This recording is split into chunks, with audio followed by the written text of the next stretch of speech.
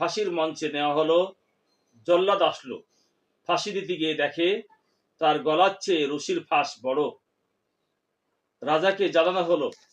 রাজা বলল, ঠিক আছে, স্বর্ণকারকে ছেড়ে দাও, যার গলা মোটা তাকে ফাঁসি দিয়ে দাও। রাজ দরবারে যত মানুষ ছিল তাদের মধ্যে সেই চেলাটি ছিল সবচেয়ে মোটা, তাকে ফাঁসির মঞ্চে আনা হলো। চেলা বড় বিপদে পড়ে গেল। সে গুরুকে ধরে বলল, গুরু আমাকে বাঁচান। গুরু বলল, বেটা, আমি তোকে পূর্বেই বলছিলাম এদেশে থাকা খুব বিপদ হবে, এখন দুধ ঘি খাওয়ার মজা দেখ। চেলা বলল, আমি তওবা করলাম গুরু, এবার আমাকে রক্ষা করুন, আর জীবনে কোনোদিন আপনার কথার বিরুদ্ধে যাব না, যা বলবেন তাই শুনবো। গুরু এবার জল্লাদকে বলল, ওকে ছেড়ে দাও, আমাকে ফাঁসি দাও।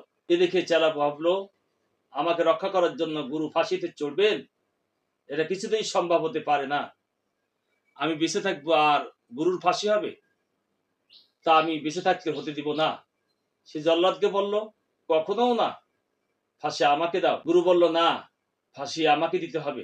এ নিয়ে দুজনে তুমুল ঝগড়া। একজন বলে আমাকে দাও, অপরজন বলে আমাকে দাও ফাঁসি। এখন কাকে দিবে ফাঁসি? বিষয়টি জল্লাদ রাজাকে জানালো।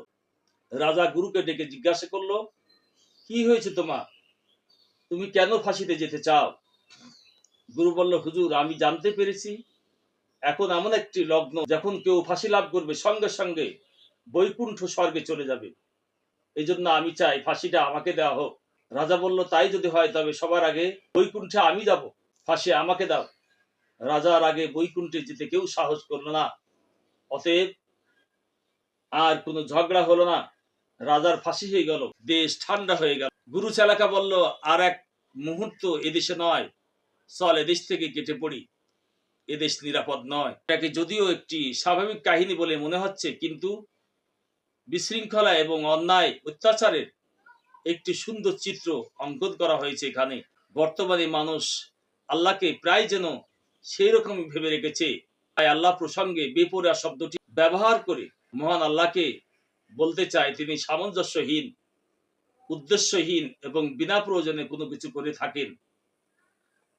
যে সকল ক্ষেত্রে এই শব্দটি ব্যবহার করা হয় তাতে কুফরিতে পতিত হতে হয়, কিন্তু একমাত্র দেওবন্দি উলামাদের উদারতা যে তারা এদেরকে কুফরির ফতোয়া দেন না, কারণ শব্দটির এরূপ ব্যবহারের সময় তাদের কুফরি করার নিয়াত থাকে না, আর এটা জানো না কিসে কুফরি হয়। এলেম ও আমল, পৃষ্ঠা 625।